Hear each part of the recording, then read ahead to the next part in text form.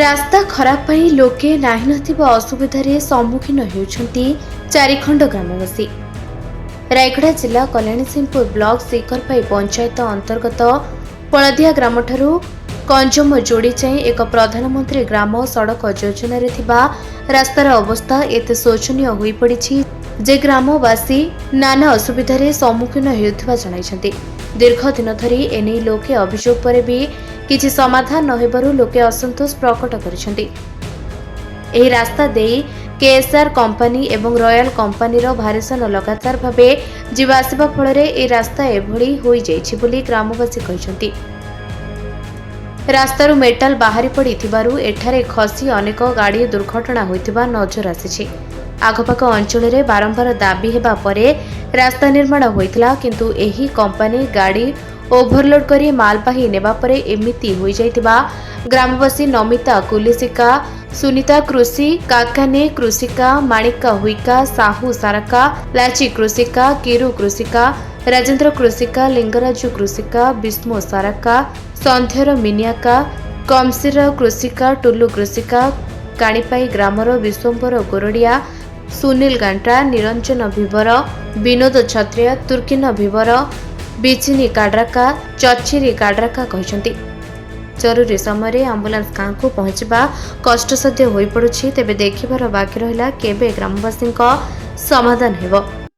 ଆଜିକୁ 3 ବର୍ଷ ହେଲା 3ଟା କଲେକ୍ଟର ଆସିଲେନି। ଆମେ ସମସ୍ତଙ୍କୁ ଆଜି ଦରଖାସ୍ତ ଦେଇ ଥାକି ଗଲୁଣି ଏ ରାସ୍ତା ପାଇଁ ବୋଲିକିନା। ଆମେ ଅନେକ ଦିନ ହଉଛୁ ଆମେ ଚାହୁଁଛୁ। ଆଉ ଆଜିକୁ 2 ବର୍ଷ ଚିଲ୍ଲା 3 ବର୍ଷ ହଉଛି କେସିଆର କମ୍ପାନୀର ରେଲୱେର ଗୋଟେ କଣ୍ଟ୍ରାକ୍ଟର ଆଉ ରେଲବୁଲର ଆଉ ରୋଏଲର ଏ 3ଟା କମ୍ପାନୀ ଆମର ରାସ୍ତାରେ ଆଜିକୁ 2 ବର୍ଷ ଚିଲ୍ଲା ଗାଡ଼ି ବୁଲାଉଛନ୍ତି। ଯୋଉ ଗାଡ଼ି କି ଆମର ଲୋକାଲ ରୋଡରେ ବୁଲିବ ନାହିଁ, 100 ଟନ୍ ଗାଡ଼ି ବୁଲୁଛି।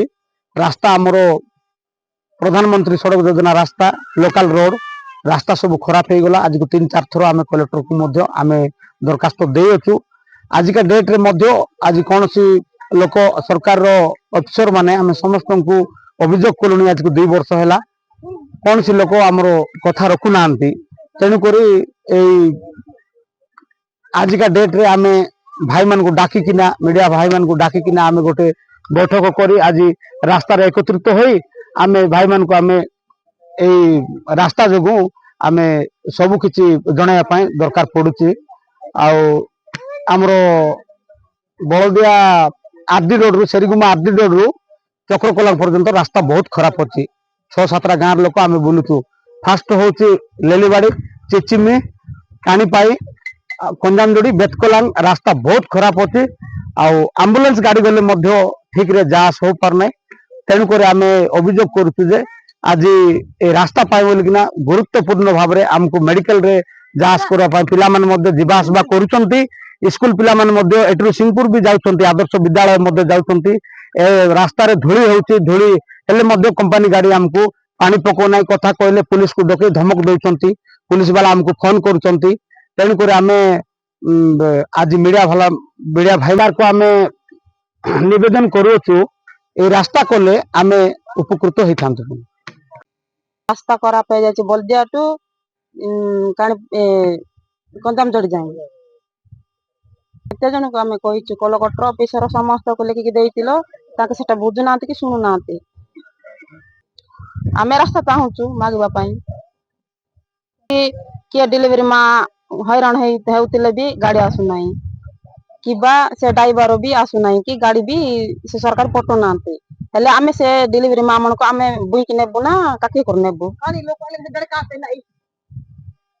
ସେ ହଁ ପିତାମଲ ସେ ବୁଢୀ ବୁଢାକୁ ନେବା ପାଇଁ ଆସିଥିଲେ ଆମ୍ବୁଲାନ୍ସ ଗାଡ଼ି, ସେଟାକୁ ଟ୍ରେନ ଗାଡ଼ି ମାଡ଼ିଦେଲେ।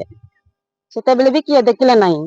ସେଟା ତ ସବୁଆଡେ ଆପଣ ମାନେ ବି ଦେଖିଥିବେ ନା ନାହିଁ? ଦେଖିଥିବେ। ସେ କାମ କରୁଛନ୍ତି,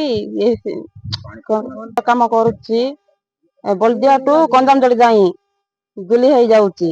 ଚାଲିବାକୁ ନାହିଁ କି ଆଉ ସେ ବୁଲିବାକୁ ମାନେ ବି ପଡି ଯାଉଛନ୍ତି, ଆଉ ଚାଲି ବି ହଉନାହିଁ। ବର୍ଷା ହେଲେ ବି କାଦୁଅ ହେଇଯାଉଛି, ଚାଲିବାକୁ ବି ହଉନାହିଁ କି ଏ ଗାଡ଼ି ବି ନେବା ପାଇଁ ହଉନାହିଁ। ଛାଡିକି ପଳେଇ ଯାଉଛୁ ଆମେ କଞ୍ଜାମଯୋଡ଼ିରେ, ଚାଲି ଚାଲି ଯାଉଛୁ। ମେଣ୍ଟାଲ ବାହାରି ଯାଉଛି। ସରକାର କହିଲେ ସରକାର ବୁଝିବେ କି ନ ବୁଝିବେ ସେଥିପାଇଁ ଆମେ ଏଠି ଭିଡିଓ ମାନଙ୍କୁ ଡାକିକି ଏଠି ଭିଡିଓ କରିକି ଆମେ ତାକୁ ସେମାନଙ୍କୁ ସାର୍ ମାନଙ୍କୁ ବୁଝେଇବା ପାଇଁ ଆମେ କରିଛୁ। ତାଙ୍କେ ଏଥରେ ବୁଝିଲେ ବୁଝିବ ସାର୍ ମାନେ ନହେଲେ ନାହିଁ। ରାୟଗଡ଼ା ଜିଲ୍ଲା ପ୍ରତିନିଧି ମଲେଶ କୌଶଲଙ୍କ ରିପୋର୍ଟ, ନିରପେକ୍ଷ ନ୍ୟୁଜ।